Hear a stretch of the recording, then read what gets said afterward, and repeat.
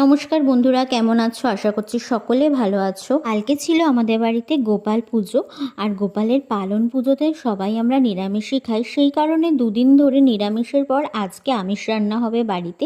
আর সকালবেলায় রান্নার তোড়জোড় শুরু হয়ে গেছে। আমার শ্বশুরমশাই এদিকে চিকেন নিয়ে চলে এসেছে, আর বর ওদিকে কাঁকড়া নিয়ে চলে এসেছে। তো দুটোকেই ভালোভাবে পরিষ্কার করে ম্যারিনেশন করে এবার রান্না করতে বসবো। প্রথমে তো মাংসটা বসিয়েই দিয়েছি, তোমাদের দেখালামই। তারপরে কাঁকড়াটা ভালোভাবে ভেজে নিয়ে মশলা কষিয়ে কাঁকড়াটা আমি কড়াইয়ের মধ্যে দিয়ে দিয়েছি। আর ওদিকে দেখো আমার চিকেনটা কিন্তু অলমোস্ট রেডি হয়ে গেছে। আর ওপর থেকে একটু ধনেপাতা ছিটিয়ে দেবো। কালকে পুজোর রান্নার জন্য একটু এনেছিল, সেটাই ছিল। আর ধনেপাতার গন্ধ কিন্তু আমার ভীষণ ভালো লাগে। আর কাঁকড়াও কিন্তু এদিকে অনেকটাই হয়ে এসেছে। চিকেনটা ঝোল ঝোল রান্না করেছি, একদম পাতলা করে। আর কাঁকড়াটা কিন্তু বেশ কষা কষা করে রান্না করেছি। আর মেনুতে দেখো আমি কি নিয়ে নিয়েছি, কচুর শাক, শাক ভাজা, গাঠি কচু আর মাংস। তো ভিডিওটা একটুখানি ভালো লাগে